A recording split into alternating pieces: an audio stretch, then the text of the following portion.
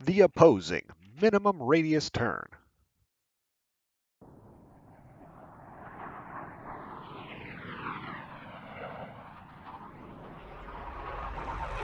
This video covers the opposing minimum radius turn from the number 6 opposing solo perspective.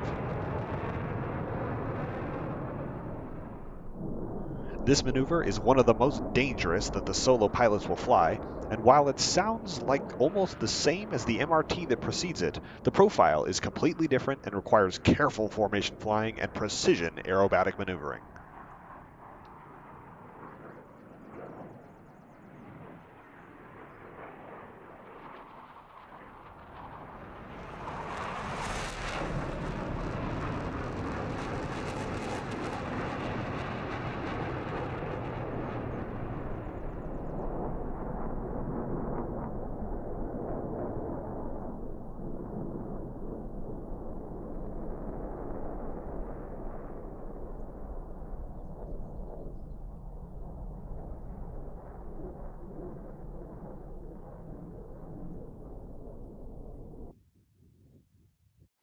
Briefing. The maneuver begins immediately following the clearing turn after the MRT. Both aircraft will egress behind the crowd at roughly 1,200 feet AGL and increase speed to 350 knots, with number 6 forming in parade position on number 5's left wing. At 3.2 nautical miles from center point, both pilots initiate a right-hand 180-degree turn back towards center point and descend to 500 feet AGL.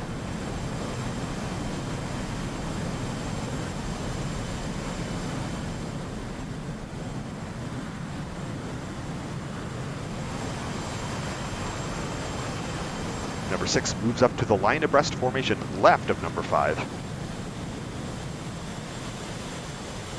Number 5 then calls for smoke on and hands lead to number 6, who maintains bearing, altitude, and airspeed.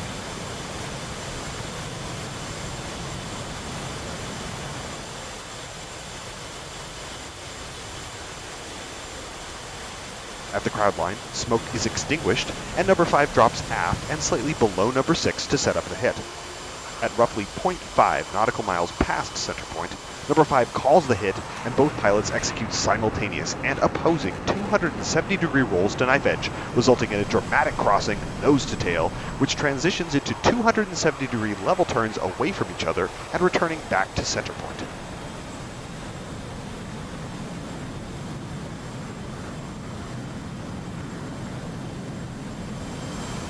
Both aircraft cross center point nose to nose with maximum closure and minimum separation.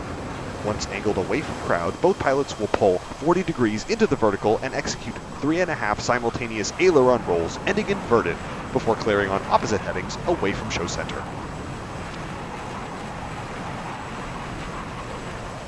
This maneuver is a crowd pleaser with breathtaking near misses and high performance maneuvering. It's a perfect way to show off your precision flying skills, but it is also one of the most unforgiving maneuvers in the show. So, let's get into the details so you can nail it. Walkthrough. All right, welcome back to the cockpit of the FA-18C Hornet. And here we are, you can see that we are already in formation with number 5 up here because we have just cleared from his minimum radius turn and we are setting up the opposing minimum radius turn. And that maneuver starts in formation with number 5 and we are going to stay set up with him all the way in. And so we need to be right tucked in with him off of his left wing. In a lot of ways, not unlike the inverted to inverted into the Fortis, this maneuver and the MRT that comes right before it are all sort of like one maneuver in my head when I'm flying this because there's no break in between them. There's no time for pausing and collecting your thoughts. So what's going to happen is number 5 is going to take us behind crowd and away from crowd about 3.2 to 3.5 miles, and then he's going to make a pretty aggressive turn back toward center point, and he wants to be heading directly away from crowd on the away from crowd heading pointed at center point. So that'll be 155 here at Coboletti. Now, for the most part, we can just fly off of number five's wing and we don't have to worry about a lot of those details, but it helps to know them because that way you'll be able to anticipate when he's going to be maneuvering. We don't have to be in tight wingtip Blue Angels fancy formation here. We just want to be close enough that we can stay with number five and be in the right place that we need to be for the ingress for the LMRT, which is going to be on his left wing line abreast. Because number five is going to hand the lead to us at that point, and then we're going to be the flight lead until the hit. So we're maintaining our formation on number five. We're going to stay close to him, but we're not going to get too close. We're not going to be looking for that sight picture that we were in the Fortis, or we are for some other formation flying maneuvers. We're just going to stay close enough that we can do our job here and be in the right place at the right time, which is what number six needs to specialize in doing. So here we are, we're chasing him around the turn, and I want to pause for a sec. I have a kind of internal map in my head of where I am in the sky relative to center point, and I try to keep that in mind throughout the entire show. And I know at about this point we're past the 90-degree mark of this turn, which means we're headed back towards center point, which means I'm already anticipating the rollout. Because if you don't anticipate the rollout, you will end up tucked underneath number five, and you'll have to do a lot of work to get back over to his left wing and line abreast right when he gives the lead to us. Usually he'll look to give lead to number six at about the 2-mile mark. And so we've got to be ready. And if you can see here on the HMD, we are at about 4 miles, but we're going to be probably about 3 miles by the time we roll out of this turn. So we don't have a lot of time to get in the right spot. So we kind of got to be planning ahead for that. All right, let's keep going. There we are, anticipating. Okay, it looks like he's getting ready to roll out. He'll be giving radio calls to let us know what he's maneuvering. Like he'll be easing out that turn and rolling out smoothly, and we're just trying to anticipate that and fly good form. So we're kind of flying slot position here so that way we can roll out to his left on time and be in position. So there's the rollout. We're setting up left, rolling out with him. And at this point right here, once we are rolling out, I'm kind of splitting my attention between where is number five, can I stay close to him, get right on his wing, and then I'm also trying to pay attention to where is center point, because I need to be pointed right towards center point once he hands lead to me. I can't be correcting my heading once he's given lead to me, because that will throw him off. So I'm thinking about both of those things once we're rolled out, and I'm kind of paying attention to both, and I'm doing this scan in my cockpit between where he is, what my heading is, what my wing attitude is, because I need to be straight and level once he hands lead to me. And I'm also anticipating the next thing he will do, which once he hands lead to me, is he will make a smoke on call. So I need to be ready to do that as well. So here we are, coming up line abreast. You can see I'm lining up pretty well on center point, and we're getting closer to line abreast from him, and we are 2.5 miles. So yeah, I probably got maybe 3 more seconds before I need to be in position, stable, and ready to receive the lead. I'm also looking to be about 500 feet AGL. You can see we're slightly nose down right now, and I'm following number five's lead here. But he's done the right thing because we're a little high. But once he hands lead to me, I need to be straight and level. So I'm planning for just a little bit of pull to get that nose level. And I'm bringing in a little more power so that I'm making sure that we are line abreast once he gives us the lead. Here we are. We're line abreast. He'll probably say lead. There it is. Yeah, you can see. So he would have handed left lead, and then he would have said smoke on. And you can see we've already got smoke on here. And our smoke is on as well. And we're doing pretty well. Look where we ended up. We're just a little behind him, which is pretty typical, and he'll probably expect that. But we've got our smoke on, we're line abreast, we're level, we're doing it right. At this point, I'm no longer paying attention to number five. Bye-bye number five. I'm not thinking about him until after the hit. Now, all I'm thinking about, I'm just padlocked right here. Now that I'm the flight lead, I need to start communicating what I'm doing, what my control inputs are, and I'm trying to maintain the heading right over center point, 155 right here. And then I want to get to 500 feet, and I want to maintain 400 knots. And that's what I want to do. And so because we're a little nose low, I need to tell number 5 that we're going to be changing our plane attitude. So I'm going to give a little pull as the call, just to pull the nose up to level. I might even say a little pull to level so that he knows. So I'm trying to maintain 400 knots, the heading in front of crowd, 155, and 500 feet. So speed's good, heading's good, a little high. But we can probably live with about 530, anywhere between 450 and 650 feet. It's a perfectly acceptable profile. And at this point, we're just trying to be rock solid, just stay right here, not change, because he's having to fly form off of us. And flying line abreast is a very challenging thing to do because you're looking 90 degrees over, in this case, his left shoulder. That's very difficult flying. And then once we reach the crowd line here, he will call smoke off. And then we're not changing anything. Straight, level, 400 knots, 155, 500 feet. And then we're going to listen for his next call, which is ready, hit it, which is to start the maneuver. And then we're going to yug, which is that just slight pull on the stick to get about 2 degrees nose high. And then we're going to roll left, so away from him, 270 degrees, so that we're on the knife edge with our canopy headed back towards number 5. And then we're going to pull across the horizon to begin our minimum radius turn proper. And there's a profile for that, but we'll talk about it when we get a little closer. So we're coming in for show line, 400 knots, 500 feet, 155 heading. Good, good, good. All right, right about here, he'll call smoke off. So our smoke will come off. See, there it is, smoke's off. And we're just maintaining 500 feet, 400 knots on heading. And then usually he's going to wait for about 0.5 to 0.7 miles away from center point to start the maneuver, so that way we have enough space to make the turn and get back to center point. So because it's at about 0.5, I'm anticipating his call, ready, hit it. And he'll give it in a cadence, ready, hit it, and then we go. Once we're into the MRT itself, once we begin the maneuver, we're going to be looking for a particular speed and G amount, because that will give us the best consistent turn rate so that both aircraft will meet back over center point after the turn.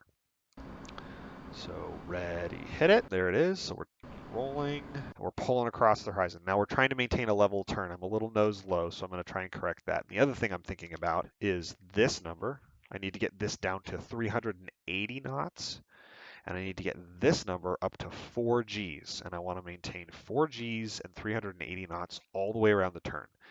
That will give us the best turn rate.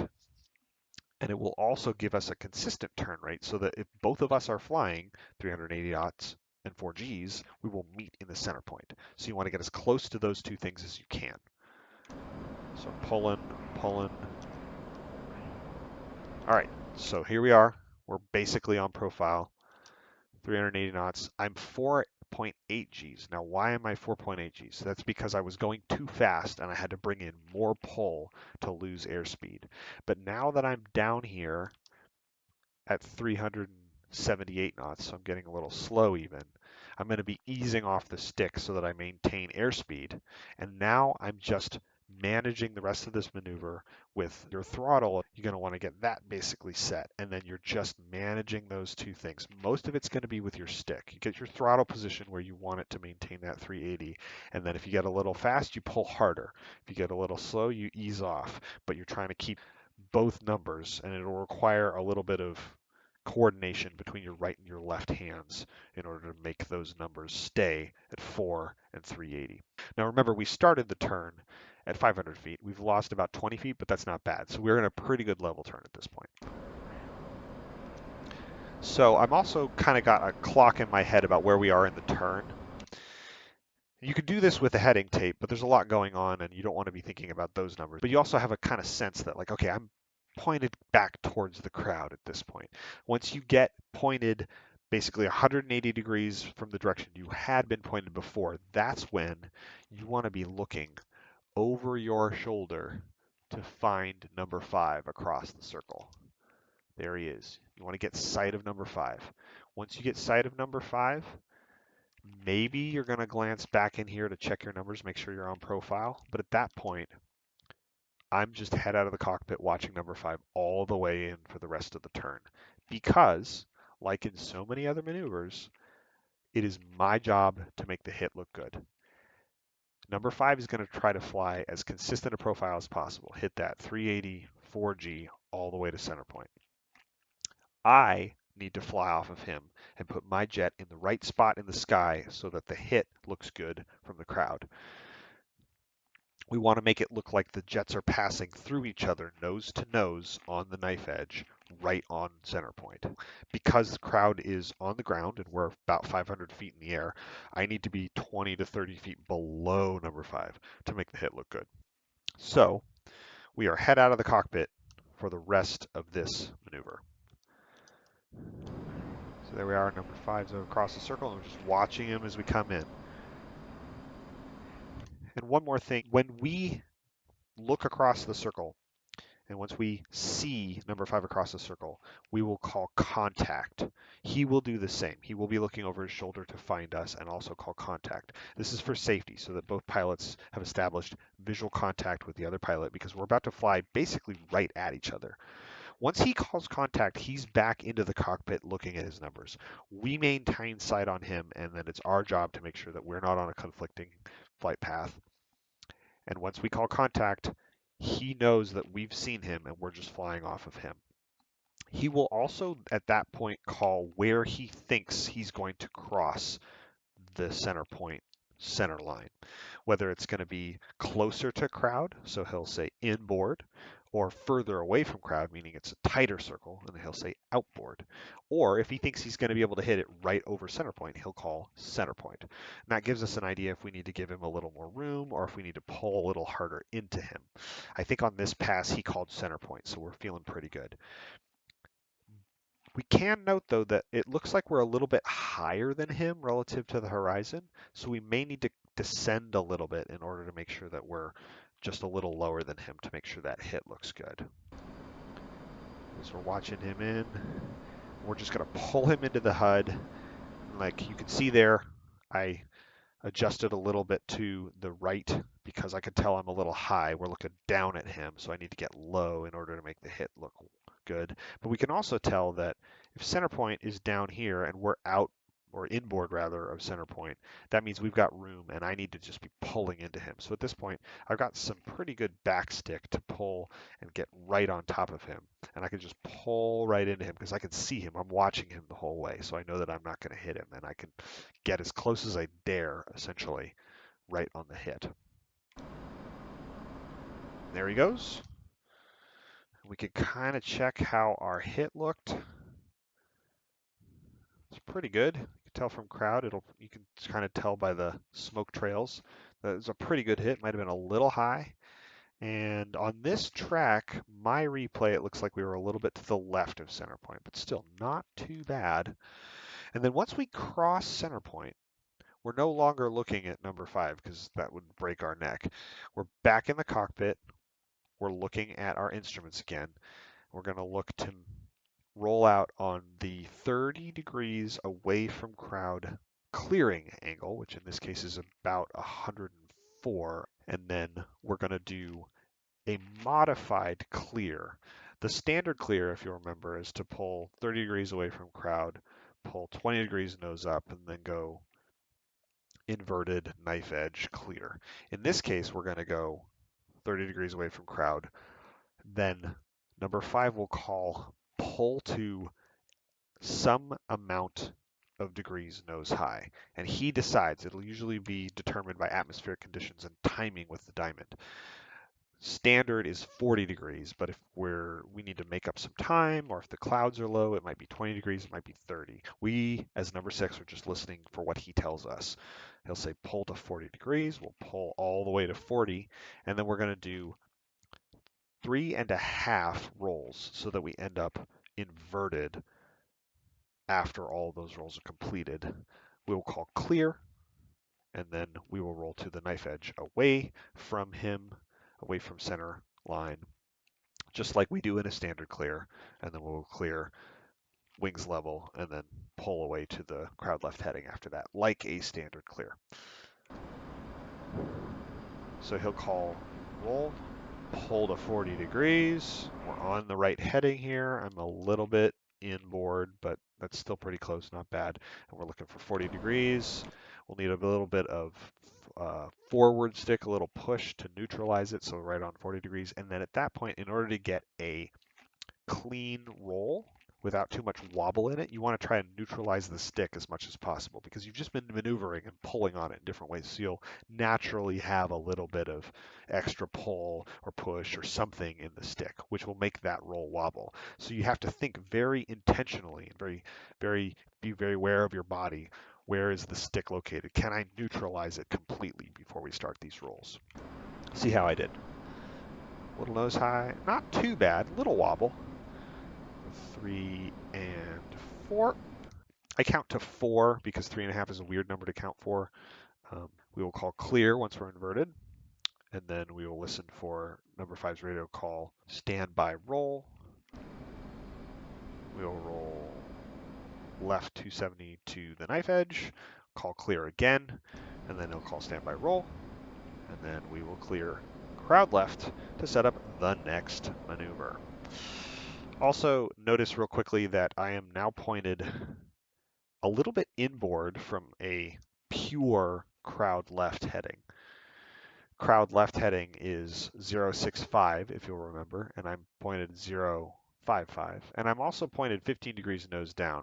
And the reason for those two things is that this maneuver, because we do so many rolls, takes us pretty far outboard of crowd, so I'm pointed a little bit inboard to correct for that. And it also takes us pretty high because we stay at 40 degrees nose high throughout those rolls. And so we're at 6,000 feet right now, and most of the time when we're clearing, we're closer to 2,000 or 3,000 feet. So I need to descend a little bit to get back to a spot that's more normal for the turn-in, so I can be consistent on those next turn-ins. Because the next maneuver calls for a standard beam setup, and so we want to be in a profile we're used to, so we can be as consistent as possible. All right, it's a lot of information there, a lot to keep in mind, but that is how we do the OMRT. As with all of these maneuvers, practice, practice, practice. I anticipate that the things that will probably trip you up will be hitting the numbers during the turn, that 380 knots, 4 Gs, and also getting in position a beam number 5 once he hands lead. But with practice, you will nail it, and this one is a really great maneuver. So get in the jet, get after it, get those reps in, and you'll rock the show. Demo. All right, let's take a look at an example of the OMRT from a recent show we flew at Cobaleti.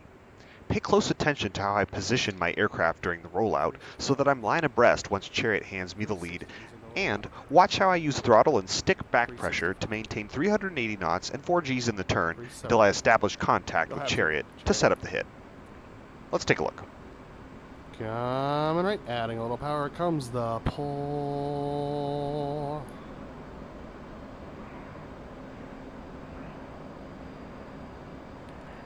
Looking for 155. Ease in the pull. And rolling out. Easing some power.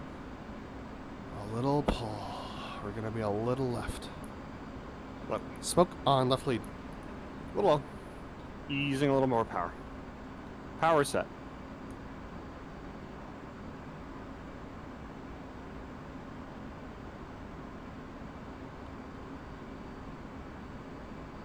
Smoke off.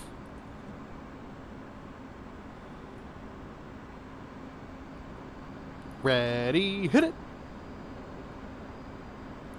Smoke on. 380 mark. Match. Flying the numbers. A little slow. Contact looking good. Same in at center point. Flip.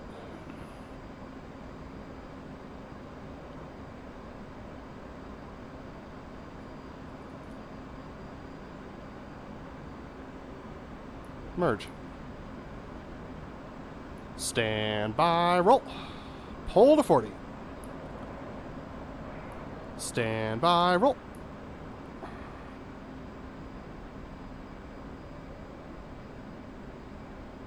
Trace Clear. clear, roll. Trace clear, Clear. roll. And trace clear, and clearing in front of the crowd for the opposing horizontal rolls.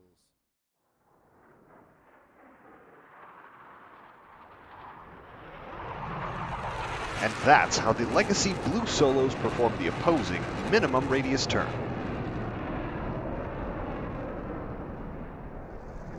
If you enjoyed this video, consider hitting that like button and subscribing to our channel, where you can find the rest of the Legacy Blue Solos tutorial series, as well as full side-by-side show sequences and debriefs.